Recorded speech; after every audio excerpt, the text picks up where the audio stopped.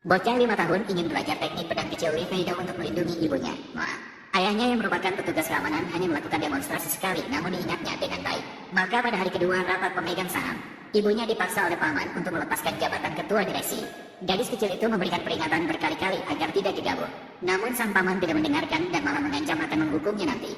Akibatnya, dalam sekejap, arteri paman tertusuk oleh pedang kecil Liveido. Hari ini, jika kamu berani lagi menyakiti putriku, aku akan membuatmu hancur berkeping-keping.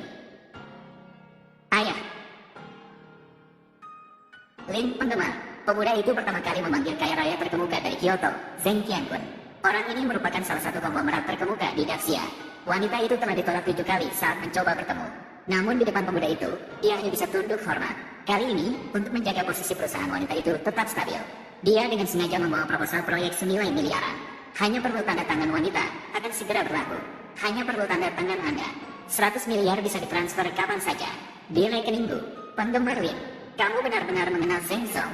Saya sudah bilang kita rekan kerja. Kamu tidak percaya. Ya, ayah memang seperti manusia super. Kiki percaya. Saya menyatakan sikap. Saya ingin Gu Zong tetap menjadi CEO Diku. Siapa yang setuju, siapa yang menentang? Saya setuju. Saya setuju. Saya keberatan. Penentangan tidak berlaku. Ternyata pemuda itu dijuluki sebagai yang terkuat di dunia. Di belakangnya mengendalikan kekuatan naga teratas. Orang terkaya Zheng Qiangun hanyalah sekretaris kecilnya. Grandmaster Xiao Pojun juga hanya asisten kecil.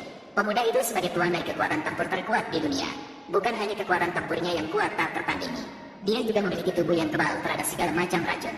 Darahnya bahkan bisa membuat orang yang terkena racun berat pulih instan. Namun, meskipun dia sudah tak terkalahkan di dunia, namun untuk mengungkap penyebab kematian kakak perempuan, bersedia menjadi seorang penjaga keamanan dengan gaji 3.000 sebulan. Setelah pensiun, dia mengumpulkan semua bawahannya untuk menyelesaikan pekerjaan. Mungkin dia mabuk dan tidak sadar diri, terlibat dengan seorang wanita cantik yang diracun dan diserang. Tak disangka 5 tahun kemudian wanita itu datang dengan anaknya. Ayah, Kiki, akhirnya aku menemukanmu. Anak kecil, jangan sembarangan memanggil ayah.